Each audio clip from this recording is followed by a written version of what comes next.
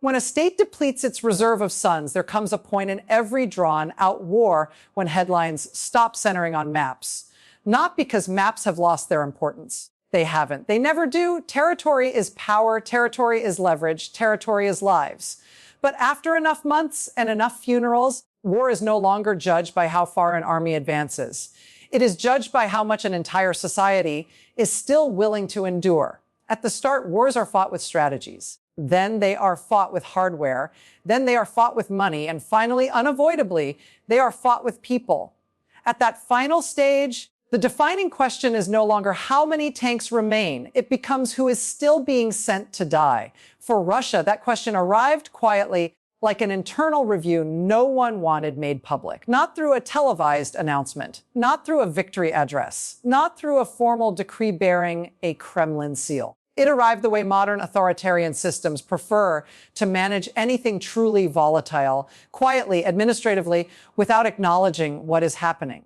It came through recruitment paperwork that appears routine, through contract offers that sound voluntary until the fine print is examined, through prison visits framed as opportunity, through university notices that slowly turn into pressure, through economic desperation that converts choice into performance.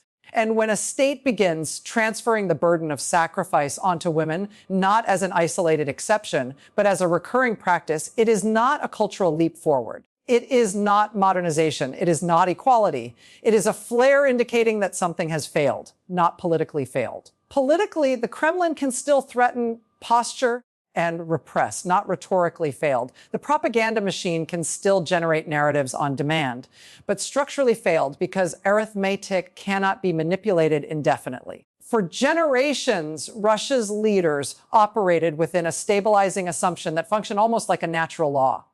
Manpower would never be the limiting factor. Empires rose and collapsed under that belief. The Soviet Union depended on it as a strategic reflex, and Vladimir Putin inherited it as political reassurance. The narrative was always the same. Russia could endure losses others could not. Russia could outlast. Russia could absorb suffering and continue forward. Where other societies fractured, Russia would persist with grim resolve. This idea predates Putin. It predates the Cold War. It is embedded in Russia's modern identity the way climate is embedded in geography. And it explains why so much of Russian political culture, particularly in wartime, revolves around a single concept more than any other scale. Scale of territory, scale of industry, scale of resources, scale of population. Numbers become morality. Numbers become destiny. Numbers become proof. When armies falter, Russia commits more bodies. When wars drag on, Russia endures. When the world doubts, Russia insists it can outlast. This is not a myth rooted in efficiency. It is rooted in endurance. And in Russia's story, endurance is always paid for by ordinary people. When people are treated as an unlimited resource, losing them does not register as failure. It feels like bookkeeping. But bookkeeping only works if the inputs keep arriving. And Russia has reached a point where those inputs are no longer dependable. Authoritarian systems respond to constraint in a predictable way. They do not pivot smoothly. They do not publicly concede mistakes. They do not say we misjudged. They do not say we are overstretched. They do not say we cannot continue. They redistribute sacrifice. That is what they do. That is what they have always done. For authoritarian power, war is not merely a military undertaking. It is a legitimacy project. It is a regime project. Ending a war can appear as weakness. Negotiation can resemble defeat. Acknowledging limits can signal vulnerability. So if the war cannot be ended and cannot be admitted as failing, then it must be sustained. And once it must be sustained, the question becomes which segments of society can be consumed at the lowest political cost. Every state has groups that are risky to provoke: urban men with steady employment, middle-class families with social networks, organized labor capable of striking, people who can protest in ways that spread. These groups carry political danger. So the state turns instead to those with the least capacity to refuse and the least protection when they do. The poor, the isolated, the indebted, the imprisoned, the marginalized. And if the war continues long enough, women. This is not unique to Russia. It is not even unprecedented, but it is always revealing because it exposes where a regime believes real power lies. The increasing presence of Russian women in frontline roles is being framed, when acknowledged at all, as resilience. patriotism, even adaptation. But this is not about inclusion, it is about depletion. According to converging estimates from open source intelligence, investigative reporting, and partisan claims, more than 310,000 women are now directly or indirectly caught within Russia's emergency mobilization apparatus, actively serving, bound by contracts, or positioned for deployment. That number includes women already in uniform, civilian women employed by the military, women targeted for contract service, women recruited or pressured from prisons, women quietly drawn from universities, factories, and impoverished regions. This is not a routine recruitment effort. This is not a policy discussion. This is what it looks like when a state runs out of politically safe bodies.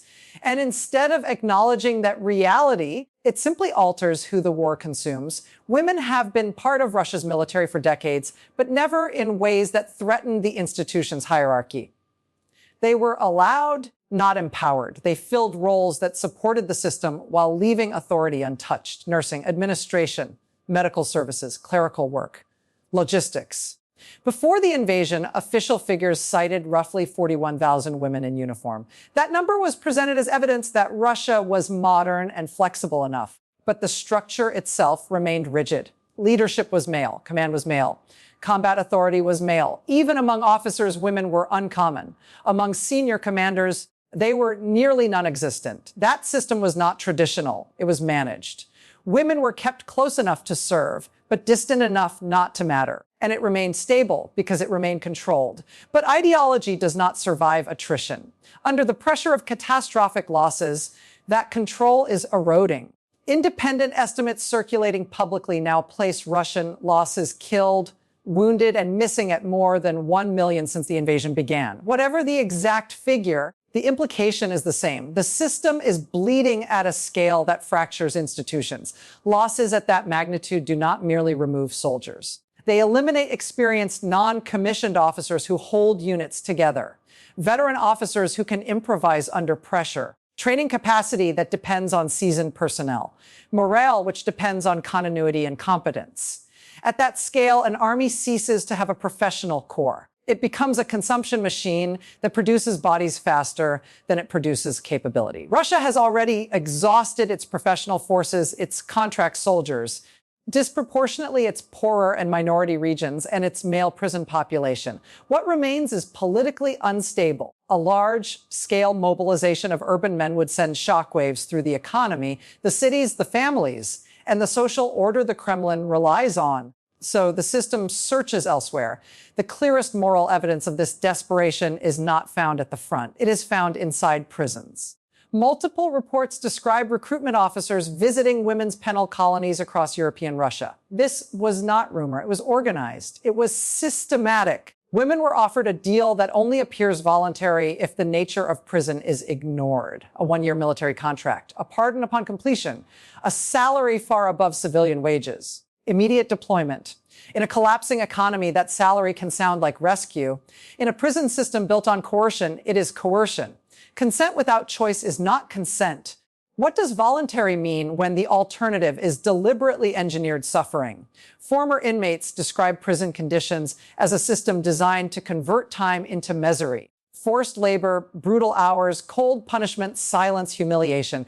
Against that reality, war did not look noble. It looked different, not safe, not meaningful, not heroic, just different.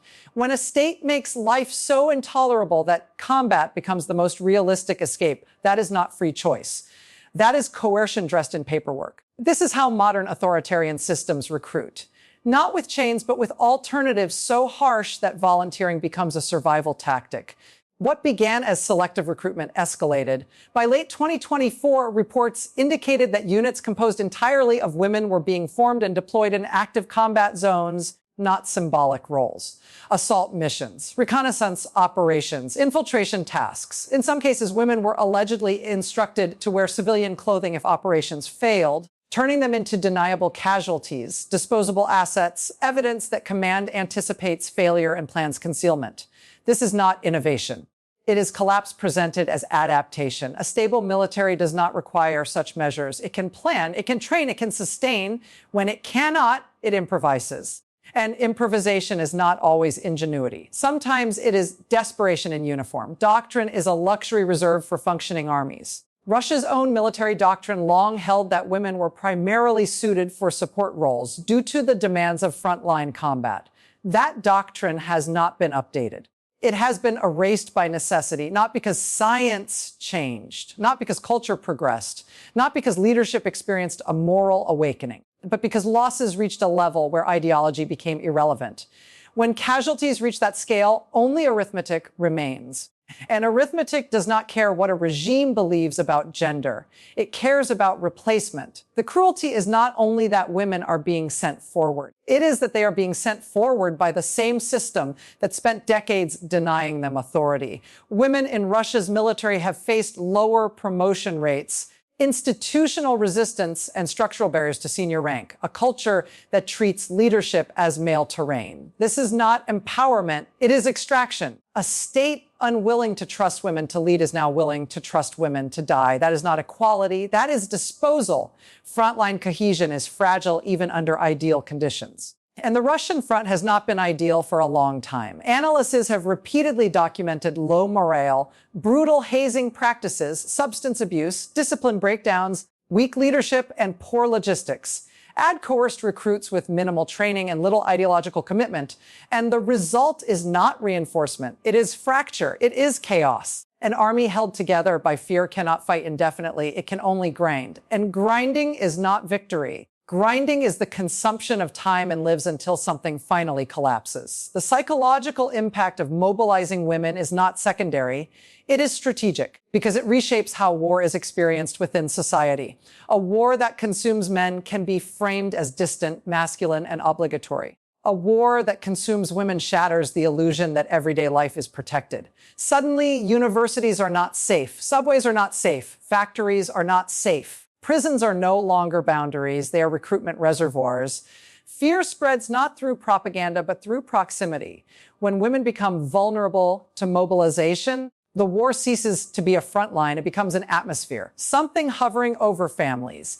And when war becomes an atmosphere, regimes lose control faster than they expect. Wars demand belief as much as manpower. Imagine a Russian soldier at the front, exhausted, under-equipped, watching comrades disappear, hearing promises that never materialize. Then he realizes his wife could be next, his sister, his daughter. At that moment, the war stops being abstract. It becomes a family machine. And a war that turns into a family machine corrodes loyalty. A soldier who believes the state will sacrifice his family does not fight the same way. That is the shift regimes fear most. Not outrage, but disbelief. The Kremlin now faces an equation without a clean answer. Escalate mobilization and risk unrest. Scale back the war and admit defeat. Maintain intensity and run out of people. So it chooses delay. It chooses the option that postpones collapse the longest. Sacrifice those with the least political protection, women, prisoners, the poor, the marginalized. That is not strategy. That is a system devouring itself. Systems that consume their own foundations do not grow stronger. They become hollow. Yes, Russia can still threaten. It can still posture. It can still intimidate. It can still perform power through speeches, weapons, and nuclear rhetoric. But power is not measured by how many lives a state can spend. Power is measured by how many still believe. And when a regime